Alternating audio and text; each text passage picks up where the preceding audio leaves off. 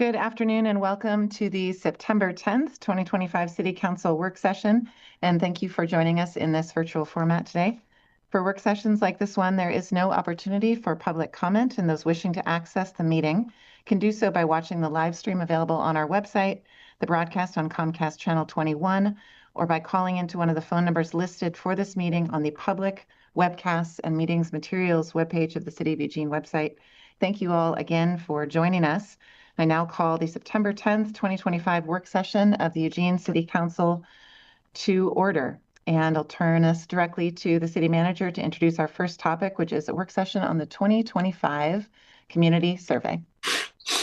Thank you, Mayor. Thank you, Council. As you know, we started the community survey back a couple of years ago and excited to be giving you more results from the next one.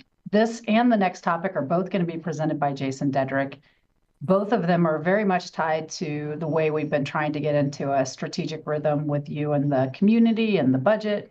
So it feels really good to be back and reporting on that. We know you're going to have a lot of questions on both topics, and so looking forward to the conversation. And with that, I'll turn it to you, Jason.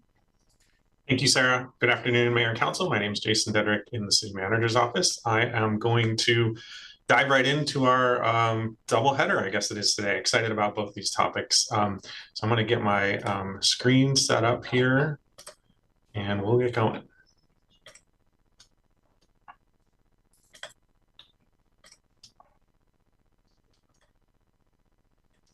Okay, can I get a confirmation that's looking good? Great. All right, so I'm going to dive right in on our community survey results. Let me do one more thing here. Both of these work session topics are connected, as the community survey really helps to inform the annual report. So hopefully both the survey results and the annual report will be helpful for you going forward with all of your work sessions coming up this fall. So I'll quickly review kind of where we'll go with this presentation. I'll sort of review the goals of the survey. Why did we do the community survey? The methodology of the surveys, who responded to the survey, and then really spend the bulk of the time on results, really kind of touching the high-level results. As you can see from the packet, there's hundreds of pages, lots of results. So I'll just be kind of covering the high-level items, and then I'll cover next steps as it relates to the survey. So as a reminder, we have deliberately created a cycle around our work recently that really started with the community survey informing the strategic plan. And so now we're returning with the community survey this year that is informing our year 2 annual report on the strategic plan. Both of them will also inform budget development that will begin later this year and early into next year. We'll return this time next year with a year 3 annual report on the strategic plan. The date for our next community survey is TBD, but probably likely over the winter, kind of late 26, early 27. We will then use that information to inform a refresh of the strategic plan. The strategic plan sunsets in June of 27. And then the survey and the strategic plan will then roll back into informing our 29-31 budget. So we intend on staying on some kind of cycle like this going forward. So diving into the methodology for the survey instrument itself was developed by staff and ETC, our consultant on this work. A lot of work was done on the 2022 survey. Probably 2/3 to 3/4 of the questions in this year's survey were a repeat from 2022. So the survey administration this year, we had the identical survey instrument administered in 2 ways, which I'll talk about in a minute. Because the demographics for those 2 samples are different, we keep the results from those 2 surveys separate. And generally in the presentation, any of the don't know responses to questions have been removed unless I note otherwise. So the first way that one way that we offered the survey was it was available to all community members on Engage Eugene from July 10th to August 3rd. We had 477 respondents to that survey. The results were relatively similar to the representative survey that I'll talk about in a minute. However, the demographics were pretty different, and I'll also talk about that in a minute.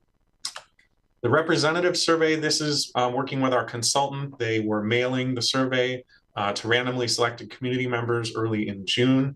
The intention of that random selection is try to match the demographics of our community as closely as possible, and also make sure that we had at least 100 completed surveys from each of the City Council wards, which we did. We had 942 respondents. That represented a 16% response rate. While that may seem low, in talking to our consultant, their average response rate for community surveys is actually 12%. And this response rate is one of the highest that they've seen. So their conclusion from that is we're a community that's engaged and wants to be involved in the things that we're doing. The representative survey, because of its close match to the census data, will be the focus of the remainder of the presentation in terms of results.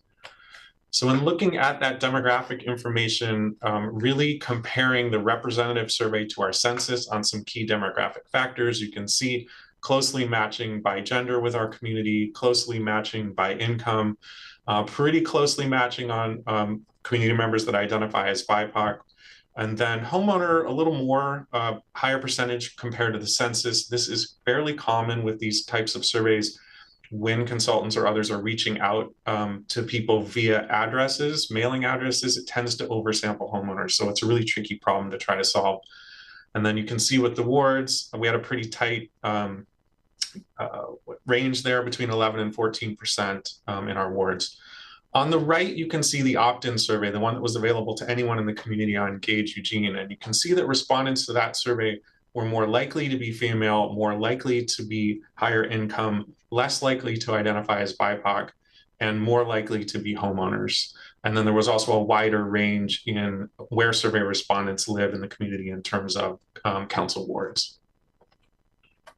So at the highest level, some of the major themes from this year's survey were that there was little change for many of the questions and items that we carried over from 2022. Some changes, which I will talk about, but mostly relatively minor.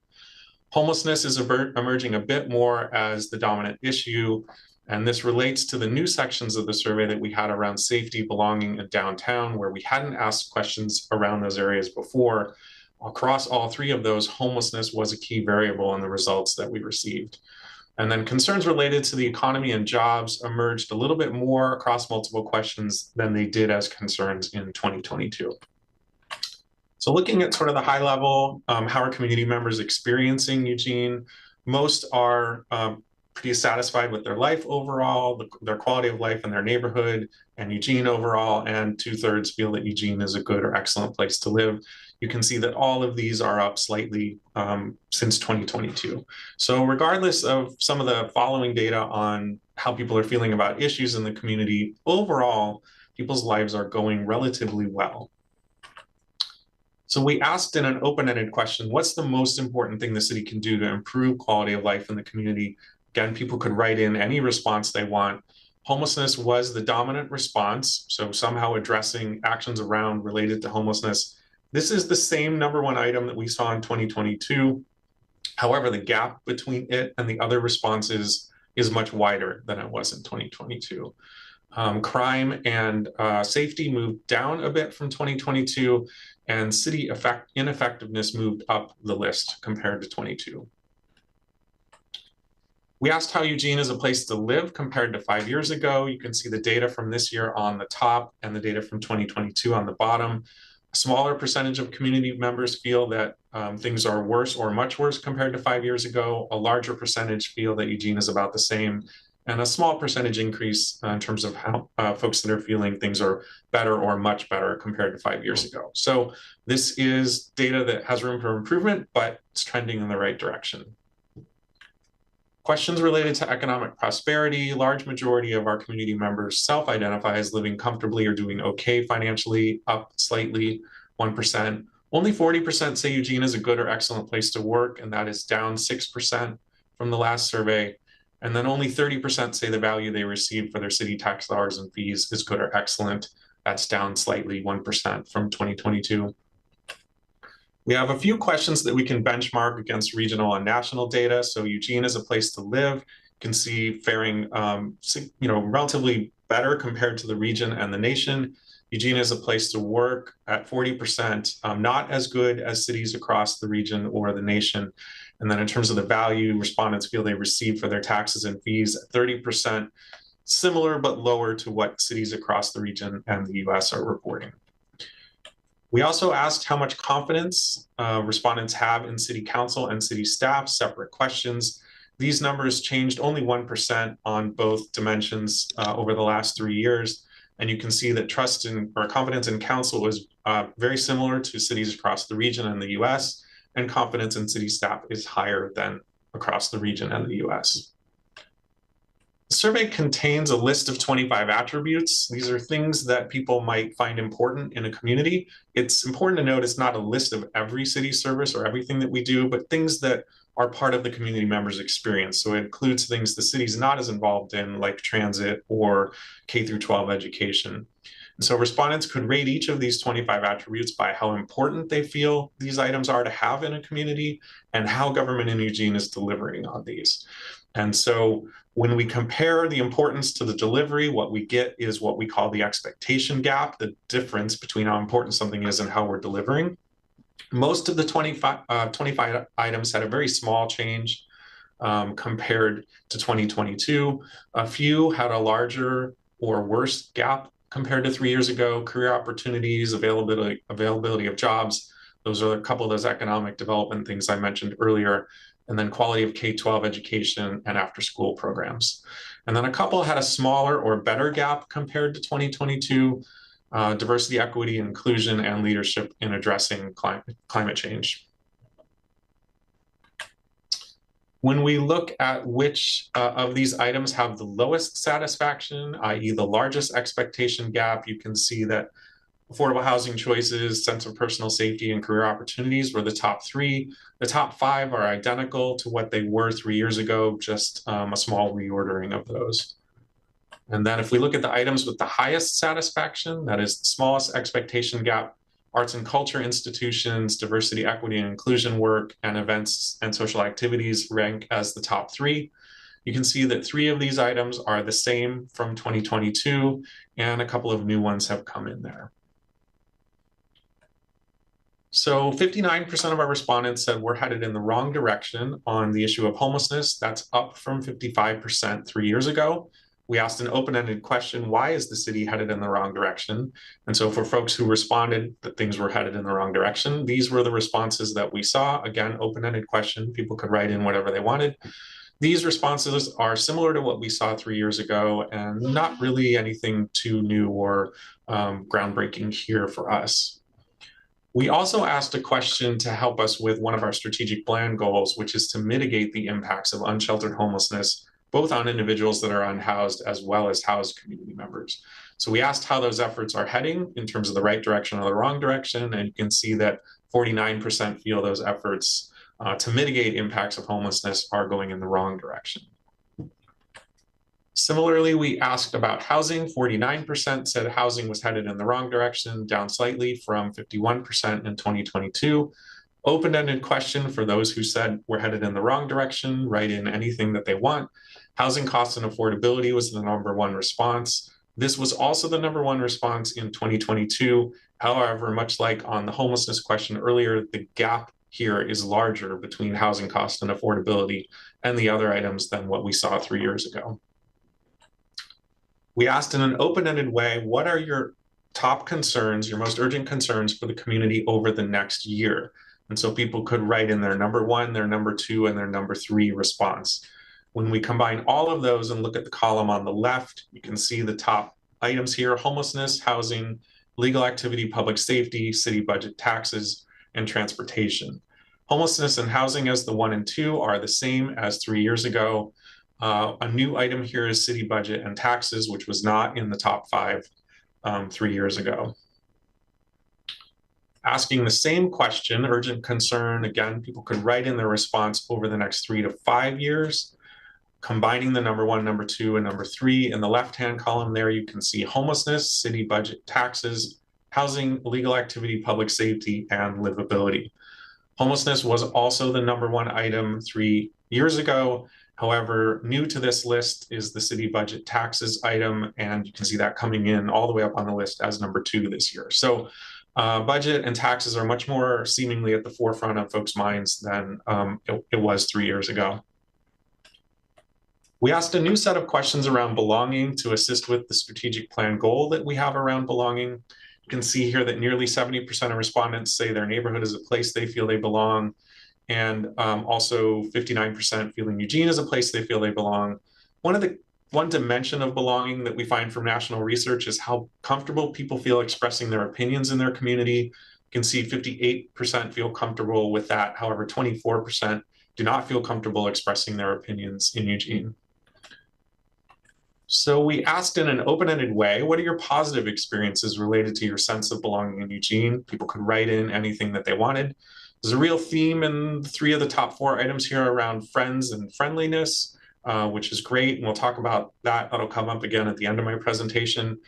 The other important thing about this list, when we think about our strategic plan goal around belonging, is where's the nexus between what the city does and how people experience belonging?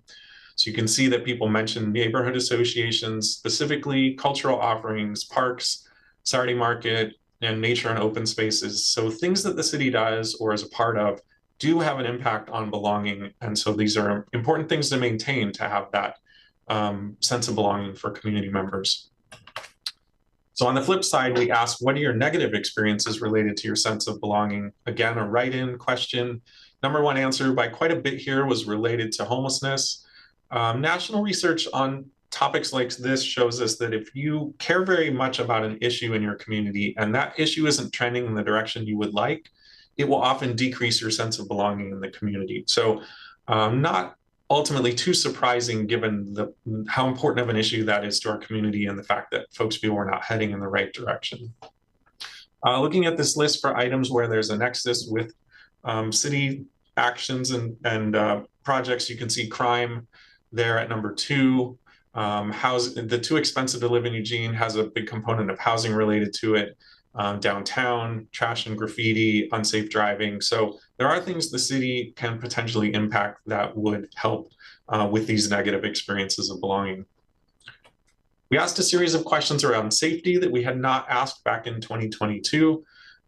Basically around 7 different safety situations in our community. How safe do people feel? The blue bars here are very safe. The dark blue bar and the light blue bar is safe. So combining those 2 blue bars, you can see that people feel most safe when walking alone in their neighborhood during the day.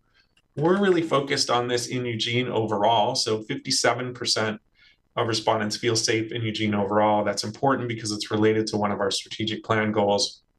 Look at the bar right below that, walking alone in your neighborhood at night. That number, which is, what is that, around 55%, is actually tracking about on par with national average for a number like that. And so we're actually looking at finding some other national data to compare these other items with as well. And you can see at the bottom, in terms of the setting of the 7 that we provided that feels the least safe, is visiting downtown Eugene. And we'll talk more about downtown in a minute.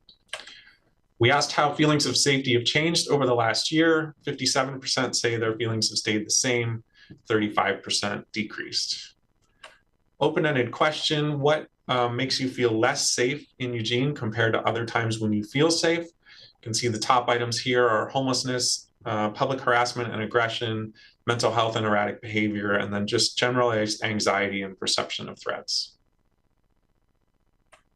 And then what's the most important action the city can take to improve sense of safety? Again, a write-in question.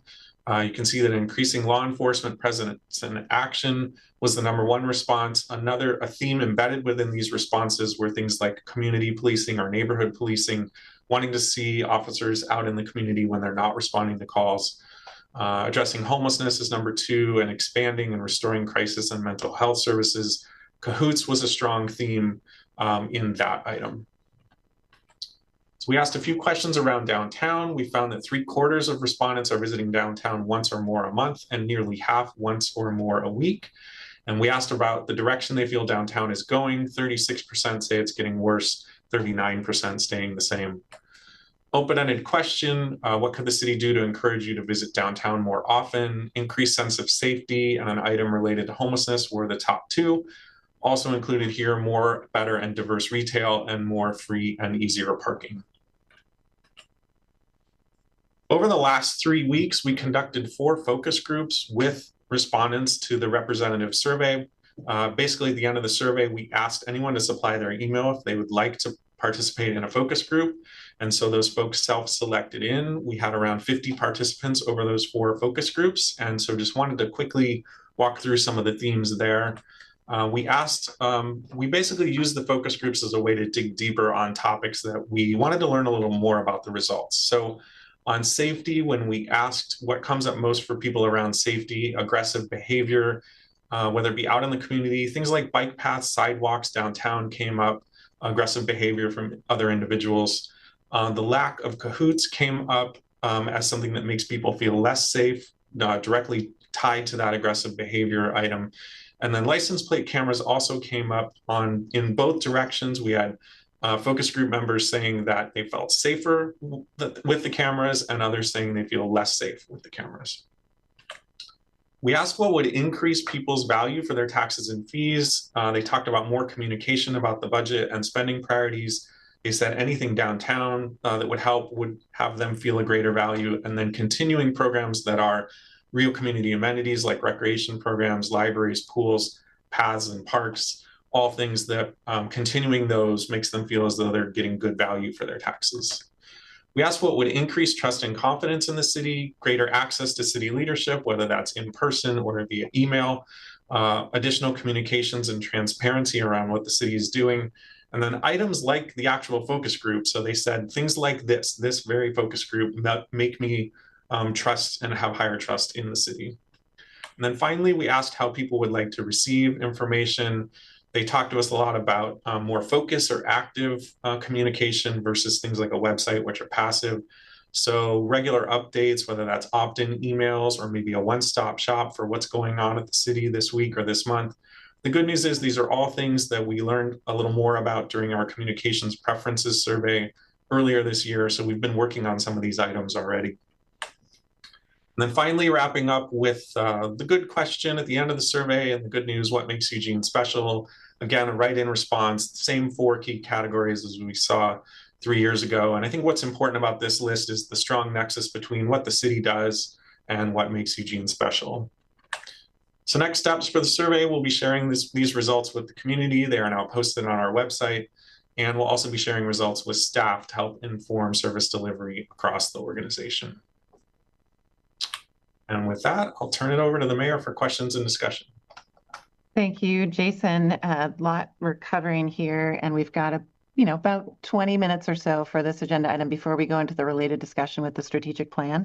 So just to start for this first round, if we could have a minute for really clarifying questions to make sure that everybody's working with the same basic understanding of what Jason just presented. Thank you for that quick, comprehensive overview, Jason. So councilors in the queue. Any clarifying questions? All right, we'll head right in. Sorry, I think I missed that. Are we heading straight into the annual report now?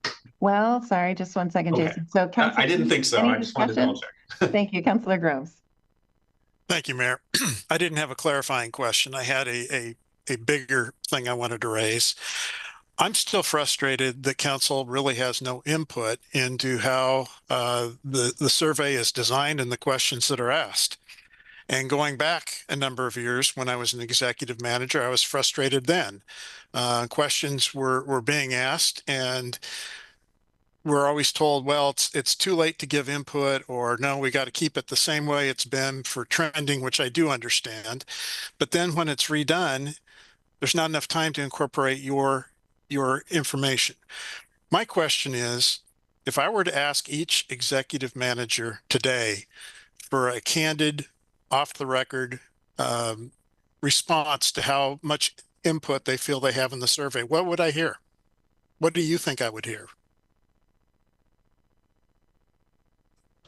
I will briefly answer that question, then see if city manager has any response. We engage staff across the organization as well as our communication staff on developing the survey, and then the executive team also has the opportunity, pretty lengthy opportunity this time around, to review questions, suggest new questions, work with staff in their areas where we say we're going to ask new questions, for example, around downtown. So the executive team certainly had the opportunity to engage in the questions. How much they may have actually done that is hard to know, but we certainly did get feedback from the executive team. Well, I hope it's better than it was in the past, because I have colleagues from the past that would answer that question very differently than you just did. And they see it more the way I do. Part of the survey is to help the exec team and the departments know how to best deliver their services. And if they are not included in that process, we're falling short of what we need to do for gaining this information from the trust. I actually think the survey process is important, but I feel it's we're underutilizing it, and I think we need to come up with a better way. And then getting back to, as a counselor now, I think it's very important that council has input over what kind of questions we are asking. We are the ones that are charged with running the city from a policy standpoint. And how can we make good policy if we're not involved and have buy-in to how the survey is structured and what questions we are asking? So I don't know if any of my colleagues here agree with that, but I definitely want to get on the record expressing my concerns and frustration about this. Thank you. Councillor Ye. Whoops. Yeah, there we go. Thank you. Thanks, Mayor. So Jason, thank you so much. I think these survey results are not surprising, but are always very helpful. And while I do think it's good to get feedback from staff and from council, at the end of the day, the way questions are worded and how they're presented is extremely important in a survey situation. And I really want to lean on the experts that we bring in and consult and our staff who are used to this as much as we can, rather than I would not be comfortable with us making questions, I guess is what I was saying, but certainly having our feedback around areas that we're looking for makes a lot of sense. I just wanted to share some thoughts about one of the sections, our belonging section. I know it's always difficult to get folks to answer these, but I feel like this is a section that could really benefit from having an emphasis on folks in our community who are underserved or who might be in minority populations. I mean, let's just face it, you know, the world is built to make someone like me feel comfortable and feel like I belong almost everywhere I go, right? So how I feel about how I belong in Oregon or in the city is will bring less surprises to me than, or be less valuable to me as a city councilor than knowing how some of our populations who have not always felt like they belong are feeling. I hope that makes sense. I know that could be difficult in this kind of survey where you're trying to balance different groups and make it you know, useful, but that's my feedback that I would share on that section. Otherwise, great work. I really appreciate it, and I think it's going to be really useful for us.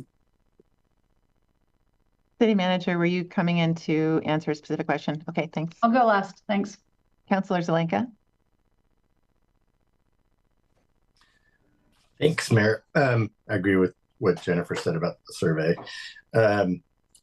Yeah, there's a lot to be hopeful about in this survey. And there's some really positive things. The quality of life slide, number 9, 82% very satisfied with their life, up 4%. Quality of life in their neighborhood is good or excellent, 80%, up 5%. Quality of life in Eugene is good or excellent, up 4% at 67. Good or excellent place to live, up 3%, 66. Those are all incredibly positive things coming out of the survey. And I think that's why people stay here, because most in a mobile economy, people can go anywhere they want. And there's a lot to be said for living in Eugene. Having said all that, not surprising the things that we need to work on. The 3 things that pop up were the same ones that we've seen over the years. Homelessness, housing, and safety. And we've been working on all of them. I think all 3 of those things we've improved pretty, we moved the needle on them and moved them pretty in a positive direction. Apparently not enough. And unfortunately, all 3 of those things are impacted by 2 things: people's perception and what gets infiltrated from the outside of Eugene into that perception. And and how that impacts us. I mean, we've seen people say Eugene's less safe when in fact our crime's gone down and it is statistically safer, but the perception's not. And that, I think that has to do with a lot of influence in media and social media and other things like that. The other thing is, the other thing that makes those difficult to deal with is the fact that they've baked for so long that they are very world-class hard problems to deal with. And they're not solutions that come to mind quickly. They're things that you have to work on over time. And we're not going to see big jumps in people's perceptions of the homelessness, housing, and safety, because the reality is you can't make big jumps in those things. You know, with homelessness and housing, you know, especially with homelessness, that's the symptom. The problems are lack of housing, lack of mental health services, and lack of substance abuse services. And, you know, we're 50th out of 50 states in some of those things. And those things make it very difficult for us to actually deal with those problems. But we keep chugging away, we make progress. And I think if people really looked at what we were doing, they would be impressed by what we do, because we do, I think, better than most cities in the West. Councilor Clark. Thank you, Mayor. Jason, thank you for the hard work and all the staff that worked with you on this. I know that this is quite an effort. I didn't hear anything too surprising, but I want to echo my colleague, Councilor Groves, in that there are a number of things I wish I could be involved in designing the questions for. Okay. And it would be to drill down on a couple of the problems to get at what I think Alan is referencing. And I know that some of the other questions or some of the things that you did with this year's survey get at some of what I'm looking for a little bit more. And for me, it's more along the lines of what are the public's expectations in certain issue areas, and how do they measure what we've done given those expectations? So, for example, there's nothing surprising in learning that homelessness is the biggest concern. What we don't know is, what do most people expect the city council to do about homelessness? Do they expect that we would remove by force people from the public sphere? Do they expect that we would provide housing for those that don't have it? That level of expectation difference as compared to what we're actually efforting at, I think is something that I would like to know more about than we're measuring. So I'm not exactly sure how to drill down on that with the information we already have for this year as go around, but more about public expectation versus reality would be important for me. Thank you. Councilor Keating. Thank you, Mayor. Thank you, Jason and colleagues. A piece that jumped out at me, and I'm seeking some clarification, was that folks seemingly seemed or felt they were safe in their own neighborhoods during the day. It dipped at night, and by and large, there are a majority of Eugenians who don't feel safe downtown, walking around downtown. Is that an accurate snapshot, Jason? Yes.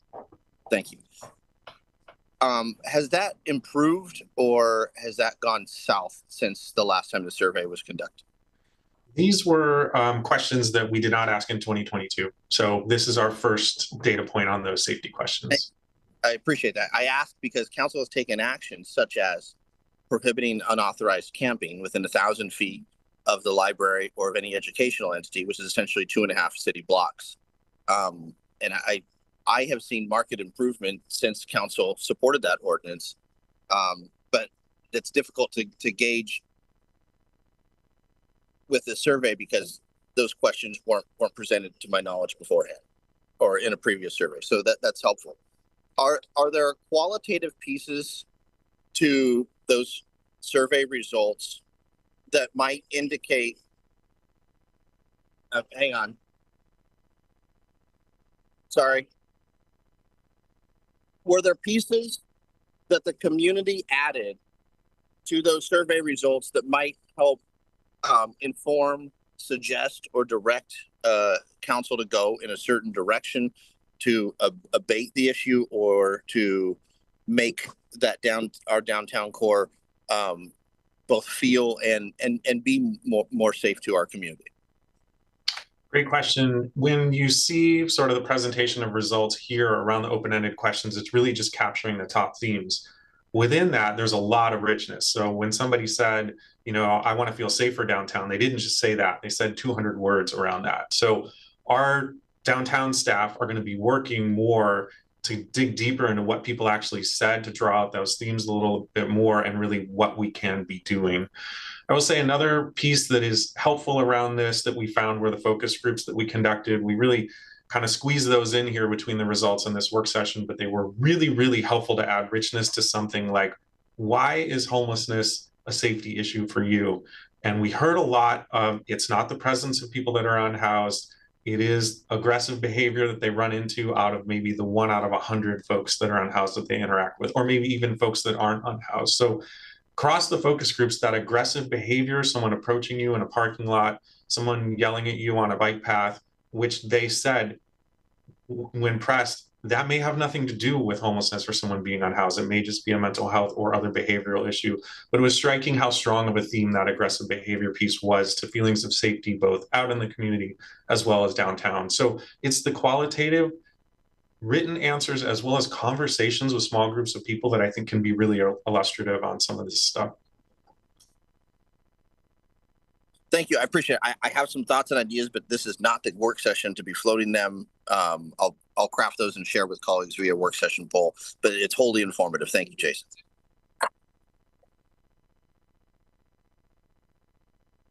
City Manager. Yeah, thank you, Mayor. I just wanted to jump in because Jason had offered me an opportunity to say something about the exec team. And I just want to say we did have the same conversation after the 2022 survey that some of you wanted to be more directly involved, though the majority actually didn't want to get into the weeds of it. So when we came into this survey, I will just say, I don't think the executive team has ever been more involved or the departments have ever been more involved. And I think Jason and Abby in particular have really done a good job of making sure we're doing that. In addition, we actually made extra efforts to invite each of you in if you wanted to get more informed before we ever even started. I don't know if you took Jason up on that, and I'm not trying to point out, but I do want to just give Jason credit for actually taking that feedback from 2022, not bringing it as a work session item because the majority didn't actually express that interest, but trying to involve you. And so if we're not getting it right, we can always adjust it as we go into the next one. In our one-on-ones, if you have ideas about how to do that, that's different than what we did this year, we're going to be happy to hear that. So thanks. Thank you. I will just add one quick question and then a comment. Jason, just to clarify for anyone who's following along at home, this is the community survey. We've completed the last one in 2022. This one was just completed for 2025. Is this the only way that the City of Eugene gathers information about projects and plans and work that we are doing day to day in this community? It is not, and I think great question, Mayor, and I think we really try to emphasize that with the community survey. It is one engagement point. If we were trying to assess sort of how the community feels about our services, we would be pulling in other surveys that individual departments do, other engagement that happens across the organization, other feedback that we get. Really, if that creates the full picture of what's going on in our community. So this is intended to be more of a higher level, how the community is experiencing our community. And we know that, for example, individual departments do some of their own surveying and engagement as well. And that helps a little bit more with the more detailed departmental services piece. So it is not the one-stop shop that helps us understand how we can best deliver our programs and services. And we can probably be a little more strident about the fact that while it is a great tool, it is not the only tool. Thank you. See two more counselors in the queue, so I will hold that comment. Councilor Groves. Thank you, Mayor. City Manager, just in response to what you said, we were invited in, but it was after the survey was done and the results were in. at least that's what I remember seeing. I think Councillor Clark provide some really good examples of where I think we could be of benefit trying to drill in, because we're out there talking with people every day. And we hear a lot of things that maybe you're not seeing or hearing. And I think having that input from council, I'm not trying to sit down and write the questions. I just think we should be having some input in what the questions are and be able to explain what we're trying to get at, what we see, what we think we need in order to provide good governance for our city. That's what I'm looking for. Not to be a junior survey writer, but I do think that we have some substance that we need to be getting at, and I think we're the right people to be involved. That's my point. And Councillor Keating. Thanks, Mayor. I took the survey, and I hope I didn't skew the results, but I'm pleasantly surprised to hear that my answers mirrored the vast majority of community members that participated. So there are no surprises. But before we close this work session, I did want to ask one clarifying question and possibly a request based on the answer. Jason, did the survey results differ dramatically by city council ward? We are just kind of digging into that information. There definitely are some differences based on council ward, and we are going to be sharing that data with you so that you can see those differences, so they'll help inform how you might engage with your constituents.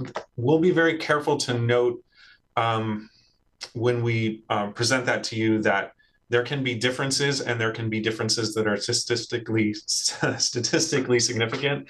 Yeah. And we'll be being clear which ones are different from ward to ward. So yes, we'll get you that information. That's very helpful. Thank you. That was going to be my follow-up. Can we get the breakdown by ward so we can see where how those answers do differ, and respecting the anonymity of our participants. So I don't want to see their individual answers, but is it possible to also get a breakdown of who participated via per council ward? As I would very much like to just simply send a thank you. I don't think it's possible, because actually we don't know who filled out the survey, and that's sort of the whole idea. What we can't, I mean, it doesn't totally help with your question, but what we can share with you is a map that just sort of like geolocates where those individuals were, so you can see the distribution across the community of where those were. So we can share that with you. Thank you. Thank you, councilors. My last comment, Jason, and to all of the people who've been working on this across the organization, really just appreciate the introductory slide that you shared, Jason, situating the input to the community survey, how valuable this is in informing budgeting process and allocation of resources and the way in which the city is working every day, and then that continually turning loop of new information from the next survey, how that will feed into the next strategic plan update, and our continued work from there. So thank you very much for that context as well. That concludes our first agenda item for today, and so we will move on to the second, which is turning it to the city manager for an update on the 2023 to 2026 strategic plan annual report. I'm just going to turn it right to you, Jason. Yeah, even though you probably want to drink a water. Right, just in time for my drink of water. All right, let me share my screen and we'll get these slides going.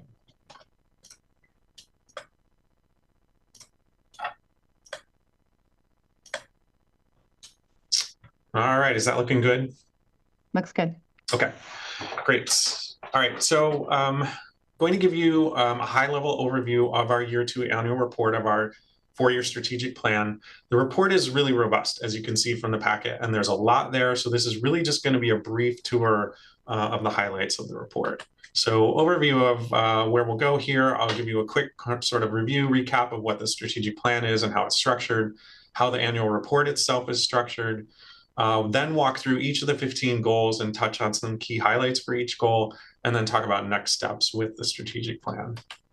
So as a reminder, the plan is based around 4 key focus areas: communication and outreach, urgent community needs, culture of belonging, and organizational well-being. 3 of those 4, with the exception of organizational well-being, are outwardly facing, and they really are sort of the large buckets of work that we're doing that we're saying are the communities and our organization's priorities for the strategic plan period. It's important to note that while these are separate, they actually overlap a lot. So things that we may do around urgent community needs may help advance some of our goals around culture of belonging. The annual report itself is structured by the strategic goals. We have those 4 key focus areas. Spread across those are 15 strategic goals. Each strategic goal in the annual report contains key performance indicators and performance measures, which I'll talk about in a minute. This is part of our effort to become more data-driven in how we assess performance as an organization. And then each strategic goal in the annual report also contains some information on related things that we're doing. A couple of notes on the plan. First, it's not everything that we do as an organization. It is simply the things that we've identified as our strategic priorities for the plan period. So there's a lot of other work happening in our organization that's not identified in the plan, and we are sustaining our efforts on those things. The strategic plan is also dynamic. As we learn things from the annual from the community survey, if we need to take a slightly different direction on something, we will. And so it is meant to be dynamic. So I talked about the data piece. For each strategic plan goal, we have key performance indicators, KPIs, and performance measures. The key performance indicator is really meant to be the 1 to 3 data points that will tell us, are we making progress on that goal or aren't we? And so, for example, we have a goal that is to increase sense of safety, and we can measure that directly by surveying community members to say, how safe do you feel, and tracking that over time. So that's an example of a really solid key performance indicator. Each goal also has other data that might help us with that. So data that provides context or shows other things that might be related to the key performance indicator. So again, if the example is increased sense of safety, some of our crime data might be helpful to understand the context of safety in the community.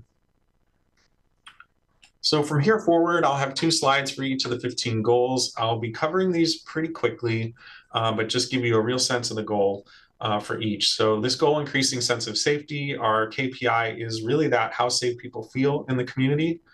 Some of our key efforts around this include some new tools in addressing crime. These are changes in state law related to drug possession, as well as our Lane County deflection program and EPD's ability to utilize that program.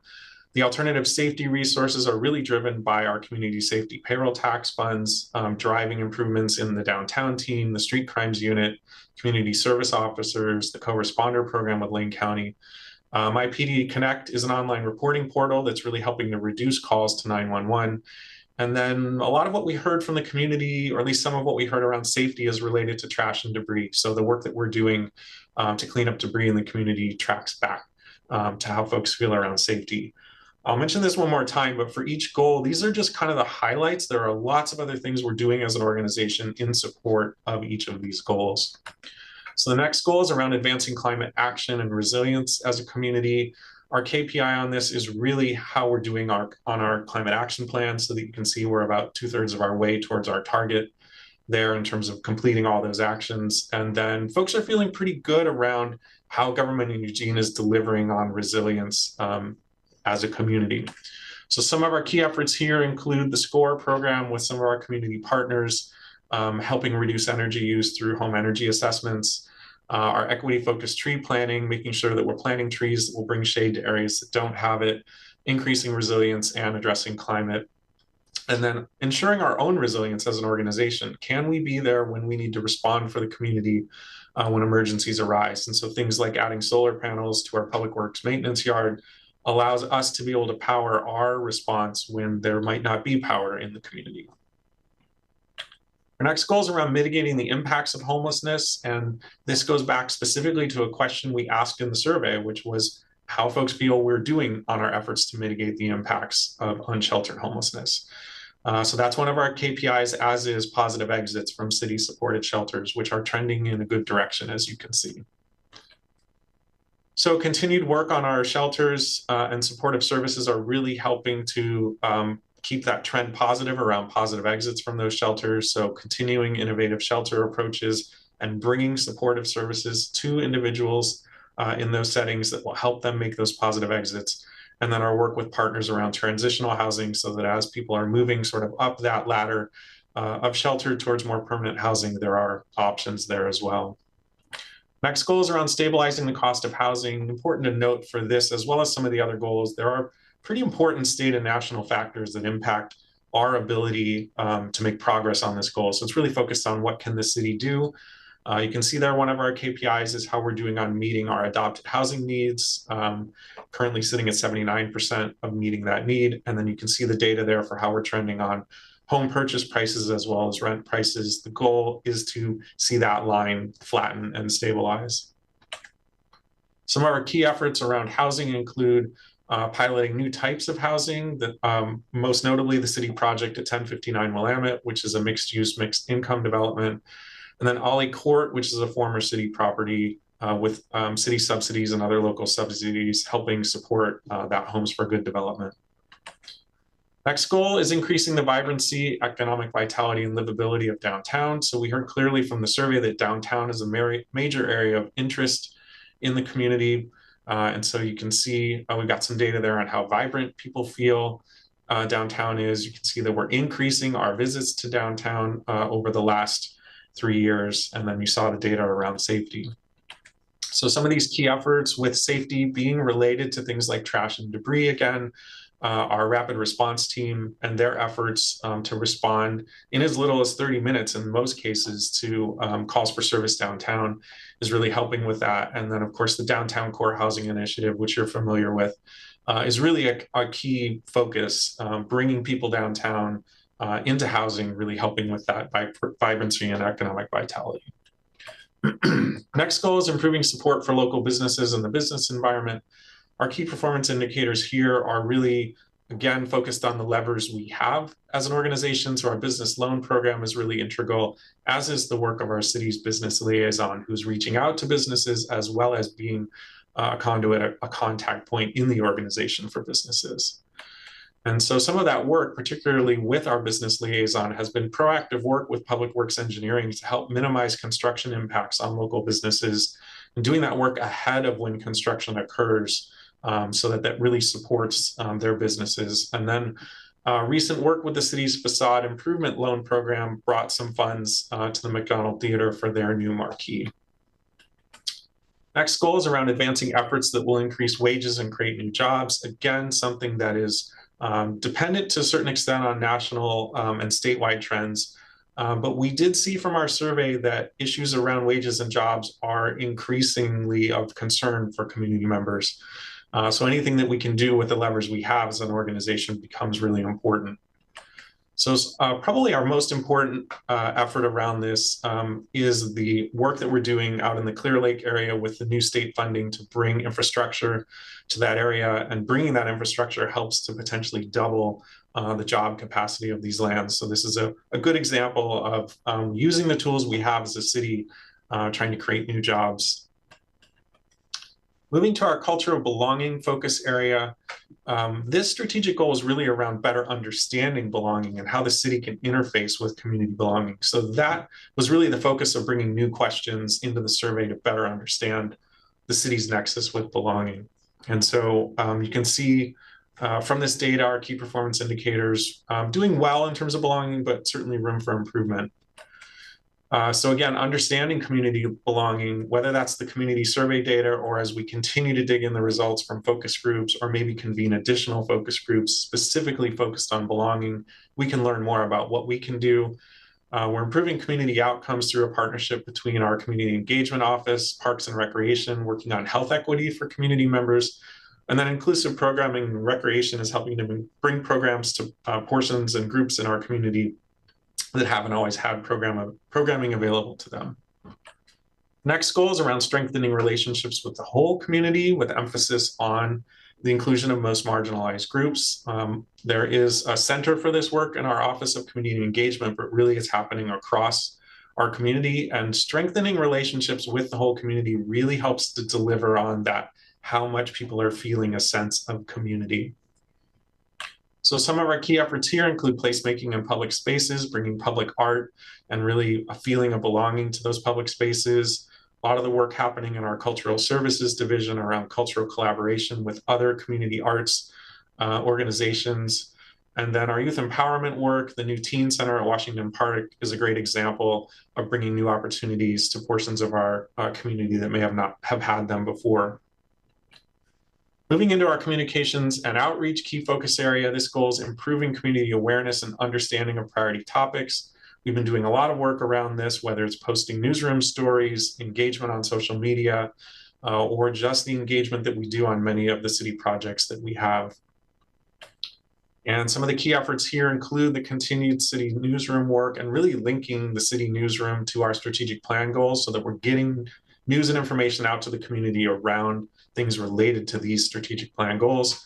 A couple of priority topics for the community include climate resilience and wildfires and storm preparedness. So a lot of work over the last year to bring information to the community on those topics. And then we're always have an ongoing suite of engagement campaigns and some great examples where the community safety payroll tax, public service announcements, which we're reaching over 250,000 people weekly, and then the fire facts engagement campaign, which was reaching over 50,000 people with more information on both of those campaigns. Our next goal is around engaging with a broader cross-section of the community. Our key performance indicator here is really based on the community survey, one of our key engagement tools. Are we really accessing the opinions of the broadest cross-section and most representative cross-section of our community as we can? And so you saw that survey data on being able to match the census data pretty closely. Some key efforts here include that community engagement preferences survey that nearly 1,000 community members filled out earlier this year, helps us understand how they want to be engaged with. Our Youth Advisory Council did important work on the urban growth strategies effort earlier this year or last year, and then also on some youth mental health issues.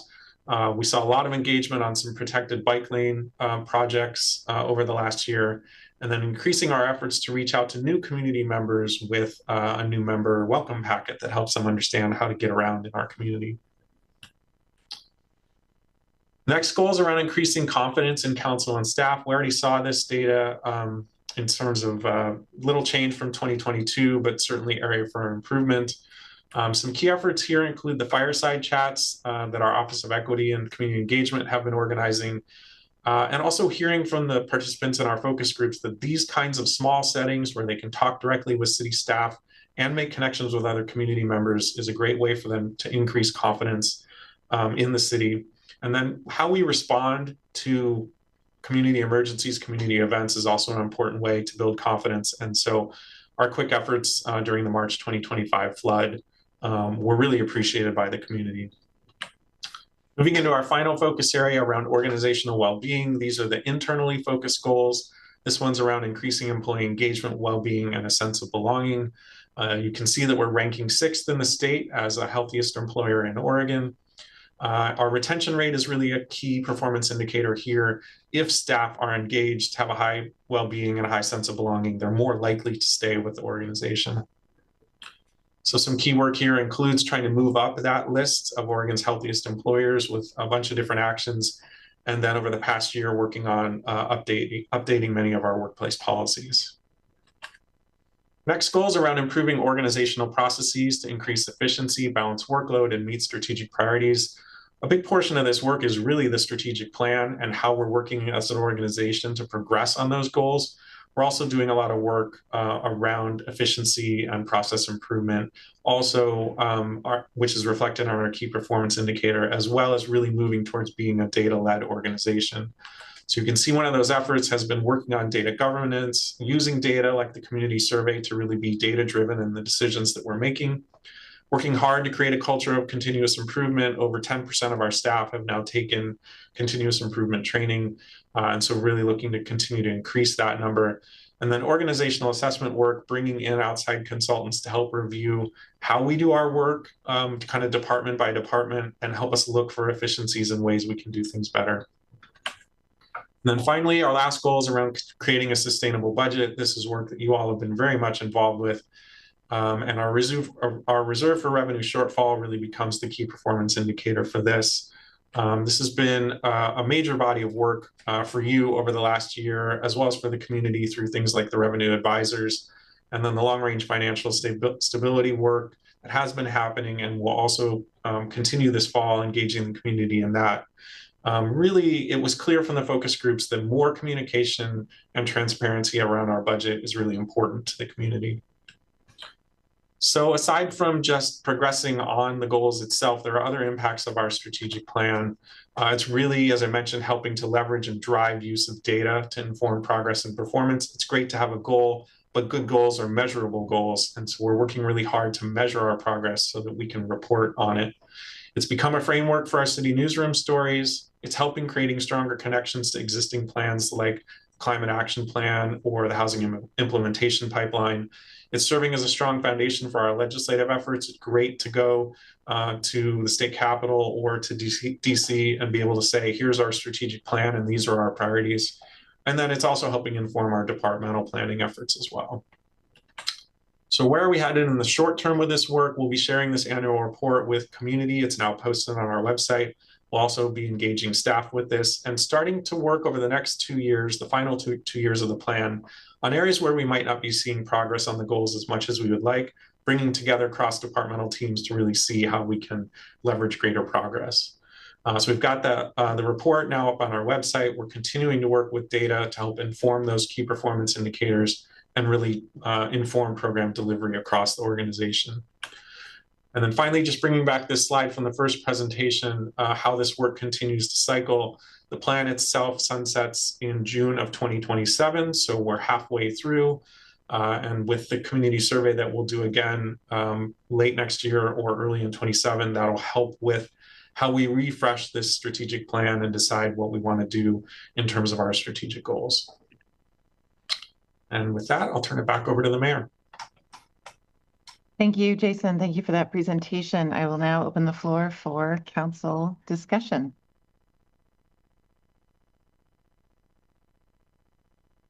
Councilor Kaczynski. Yes, thank you. And thank you, Jason, and for all the work that you've done with this in the presentation.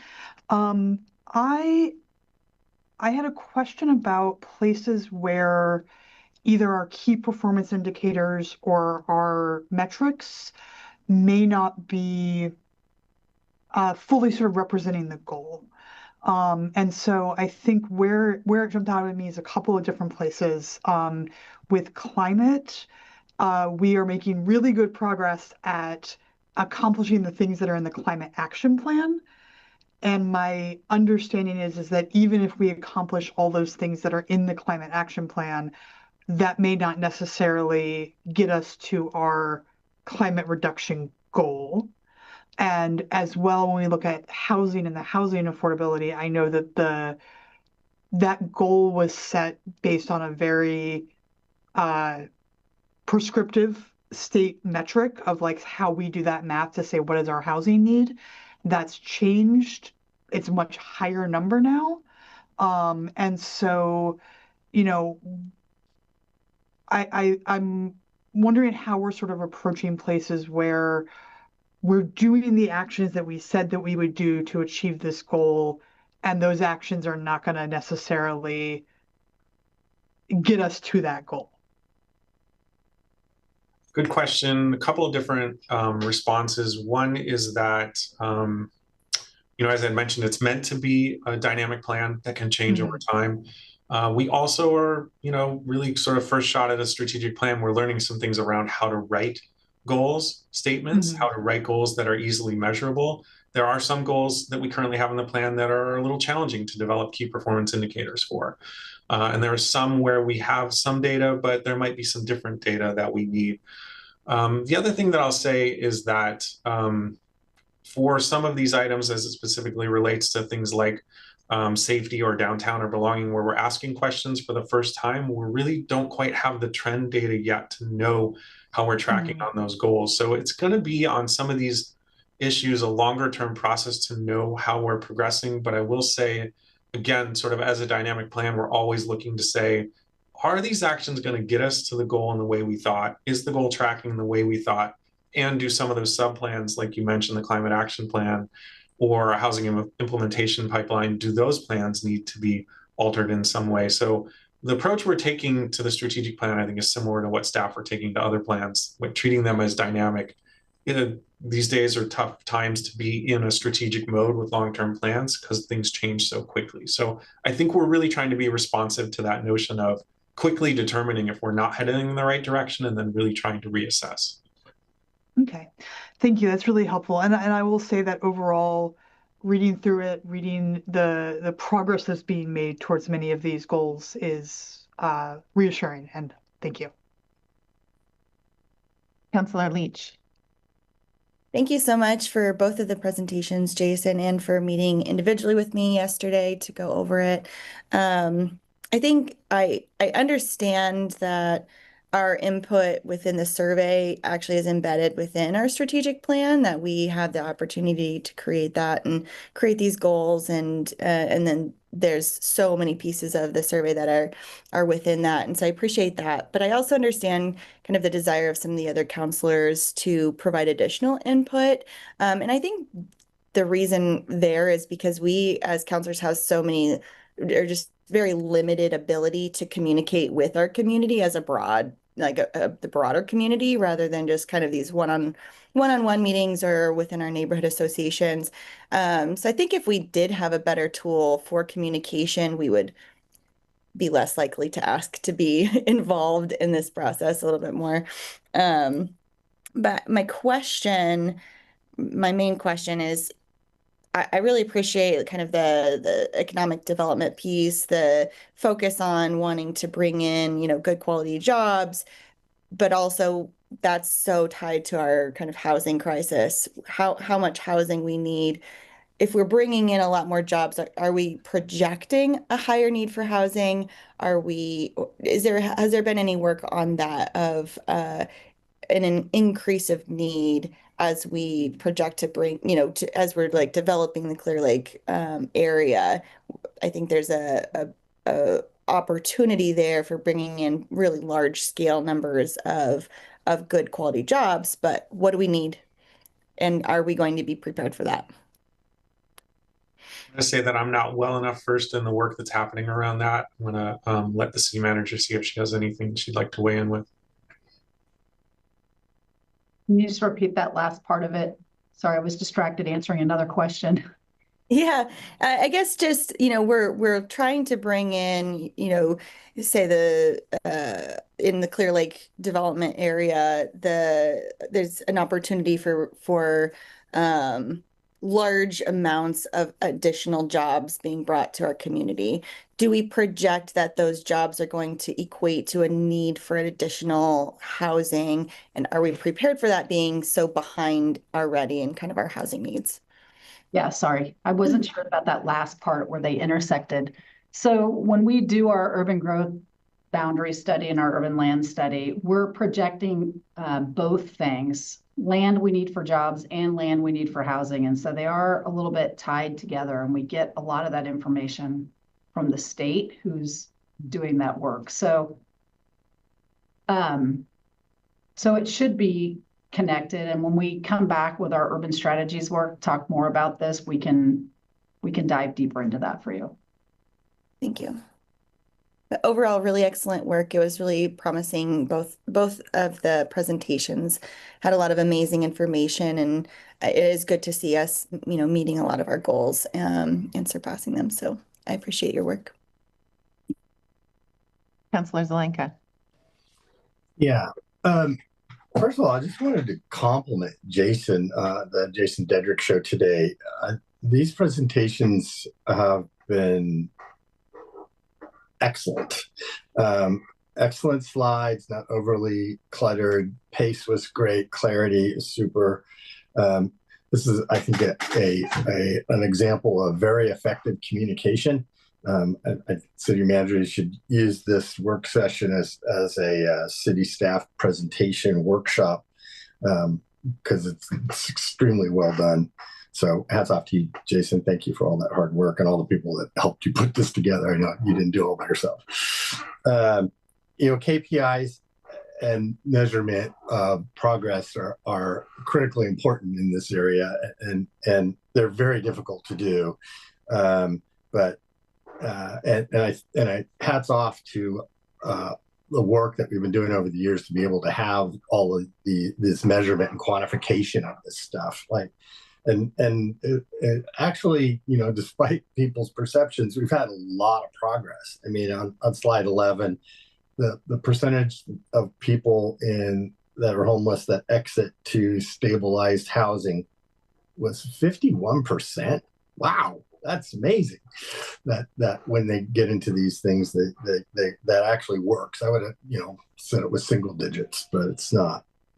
On slide 13, the median price of housing is up 11%, rents up 22%. Problem with those statistics is they're not that much under our control, but they also present a problem and a challenge. It's good if your house value goes up and you own a house, but if you're trying to buy a house, it's terrible. And rent going up 22% in just 3 years is pretty significant. On 15, 19% increase in downtown visits. Even though the perception of safety downtown has been down, we still have an increase, which is pretty interesting. The business loan program that we've been doing on slide 17 was great. The fact that we've delivered on the sense of community is up 19% or up 9% was really interesting to me. And then the slide about all the things that we tell people about is, you know, how do we tell our story? It's hard to tell our story. There's so much clutter and clatter going on that it's difficult to do. I mean, day one, Mike and I have been talking about telling our story better. We are, but it's still incredibly difficult to do. On slide 29, the percent of confidence in the council compared to national, actually, we're doing much, much better. But overall, there's some really good indicators in here about progress that we've made, and it's great to be able to track them. Councillor Evans. Yeah, thanks, Mayor. As usual, Jason, excellent work. My question has to go back more to the DEI side of things. And can we get some clarification on what we mean in terms of belonging? I know that this is a theme that has been brought into the DEI framework over the last 5 years or so. But when we're talking about this survey and the information that we're gathering in terms of how people feel that they belong in this city, how they feel it's home, those are the issues that I want to get some clarity on in terms of how we're gathering that data, how we're measuring that data, and how are we assessing whether people feel more connected to the community or less connected to the community through that lens of belonging. Great question. The belonging questions that we included in the survey were based on a national tool called the Belonging Barometer, which has been utilized nationally for many years, developed by researchers who do belonging work.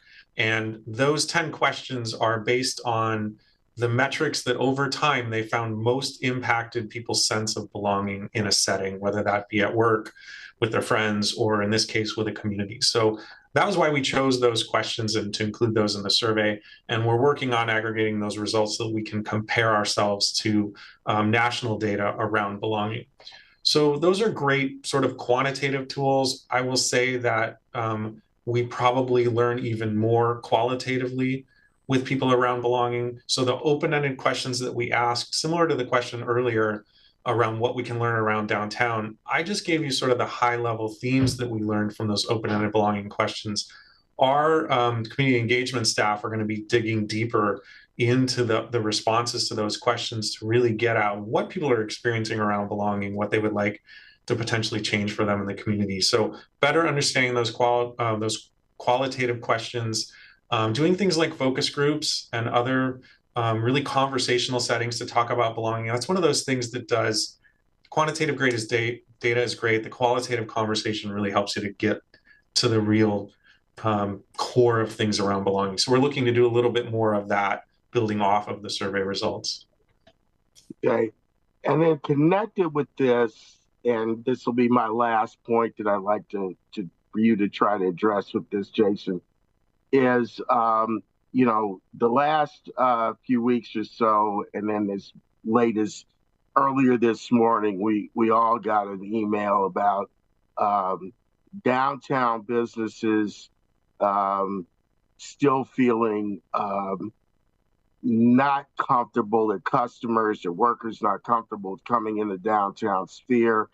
And for some of those business owners asking, you know, what more do we need to do and how we need to do it in terms of improving the perception of public safety in the downtown core.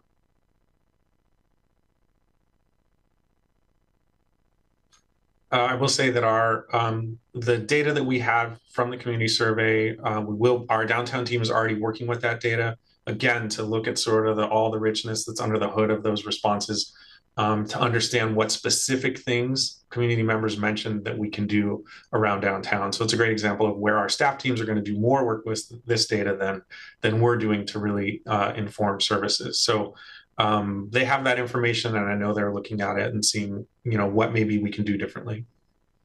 Yeah, I only bring this up because we have a definite gap in perception versus what the numbers are that are coming out of the police department in terms of rates of crime and, you know, the impact that crime has in our community. So I don't expect you to respond, but I'm just saying those are some of the things that are creating some of the gaps that we have in perception and what's real. And I'll quickly add, we do have, again, there's sort of like endless permutations of things we can do with this data, but there is also some information around specific demographic groups and their experience of downtown and how those differ that will also potentially help us to target our actions or do different things. So for example, community members that are younger and newer to Eugene actually feel more safe downtown than community members that are older and have been here longer. So little sort of nuggets like that in the data are going to help to inform what we can do that will be meaningful to all portions of our community. Councilor Zelenka.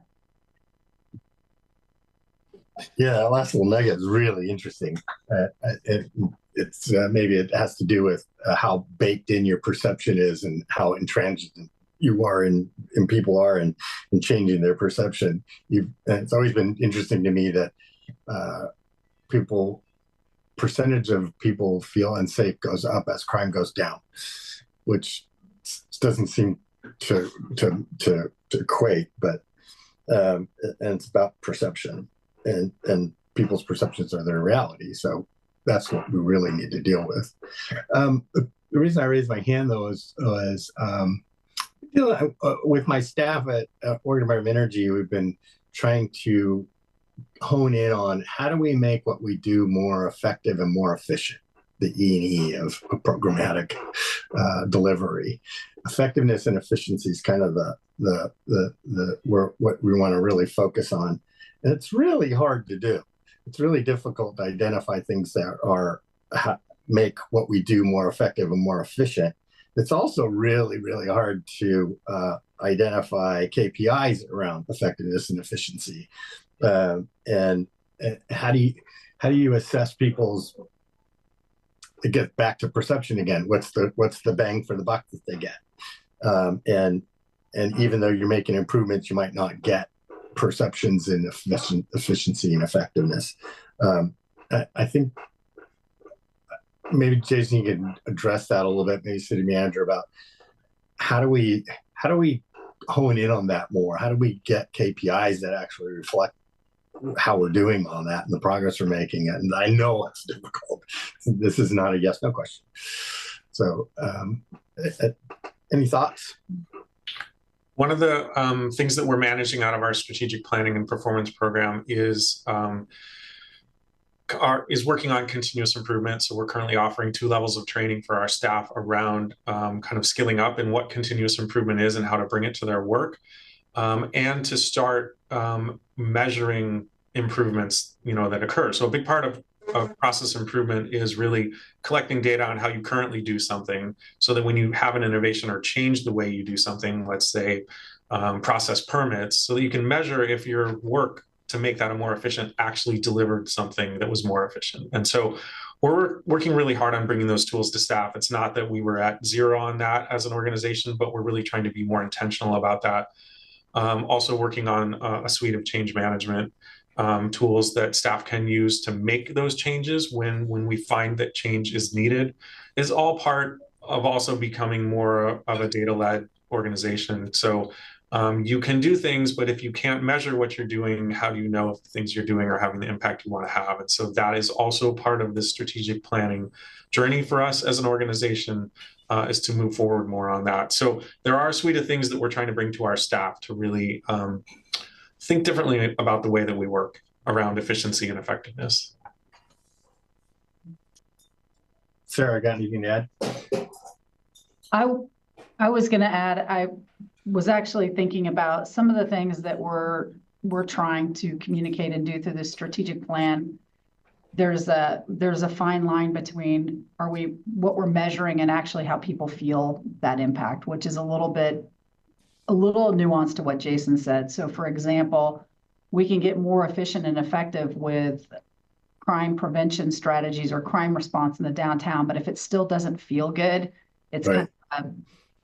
It's a lot of work on counting those numbers that don't actually measure how people increase. So that's what we've been mostly trying to figure out, is how do you really do what you're doing in a way that interprets how the community's feeling about it. Yeah, it's very difficult to do. And it's always a conundrum about when metrics go up or go beneficial or good, and perception goes the opposite way of that. And you kind of throw up your hand and go, wow, we're making progress, but people aren't seeing it. How do we do that? Kind of gets back to that telling your story part and how difficult that is, and being able to provide the actual data about what's happening that can impact people's perceptions. Some are just baked and they're not going to, maybe that's part of that original little tidbit that you gave, Jason, about younger people feel more safe than older people in downtown. But there's a lot of unpack about that, and how vulnerable you feel. When you're younger, you feel invincible. So you should feel safer. Councillor Ye. Thanks, Mayor.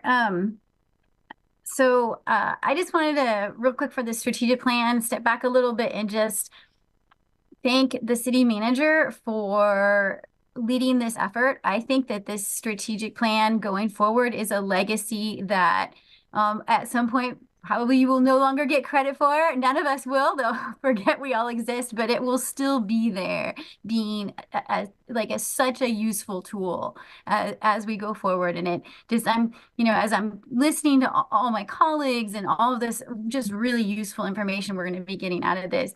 And I'm thinking about you leaving, it's just making me remember how valuable your leadership has been and some of the just real key things that you have brought to us. So I just wanted to embarrass you a little and say that in open session. But now I'm going to hop back to the survey. I know, Jason, you've been talking a lot about how staff are really going to dig into this information. Councilor Clark was talking about a little bit more earlier about some of the specific things that people say to kind of understand what is behind their interest in some of these areas. And I'm wondering if that is going to come back to us in some form, and how we're going to circle back on some of that. Good question. I think it's likely to come back to you when you have work session topics on those items. So I'm sure the next time you talk about downtown, staff will be, peppering what they're talking to you about with what they learned from the survey. Similar to if you're hearing from Chief Skinner around safety, he'll probably be reflecting on what they may be taking away from the survey. So I think that's one way that you will hear it, will be as those topics come to your work session table. Staff will be bringing forward what they've learned and how it's influencing what they're presenting and thinking about. Okay, that's really interesting.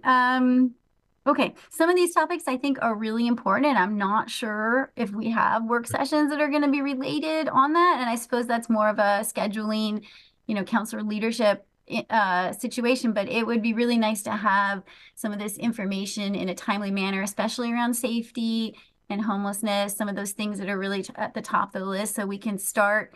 A lot of our conversations kind of, maybe the topic isn't specifically about these things, but they're interwoven into so many things we do in the city. It would be nice to get that information when it's available. I realize that's going to take time. I'm sure that there's a lot of digging that staff have to do, but yeah, I would really appreciate getting it when we can, even if it's just a memo and then it starts weaving into some stuff. I don't know. Thank you so much. Thank you, Council, for that discussion, and thank you, staff, for these presentations, reflecting on what a few of our city councilors just mentioned, and Jason, what you offered in response. I'll just observe that, the value of a strategic plan rather than a plan gets to, I think, of some of what Councilor Zelenka was alluding to and speaking to related to efficiency and effectiveness, and that when we think about the experience that people are having in our community and what we're measuring and the data that we can collect, that closing the gap in our shared understanding of how we're doing and also better understanding how people are experiencing our community. This conversation, this work session in whole today between the community survey and this overview and our update of strategic plan is really helpful in that work. A lot of transparency with a lot of information and data that we're collecting, both good news and challenging feedback. And then a lot of information about how we're charting a course in this work and trying to coordinate so that the experience people have is truly improved. And we're not just gathering data that tells us it is, but we're seeing it on the ground in our community. Thank you, everyone. Thank you for that discussion. This concludes our agenda for today. And so I now close the September 10th, 2025 City Council work session, and we are adjourned.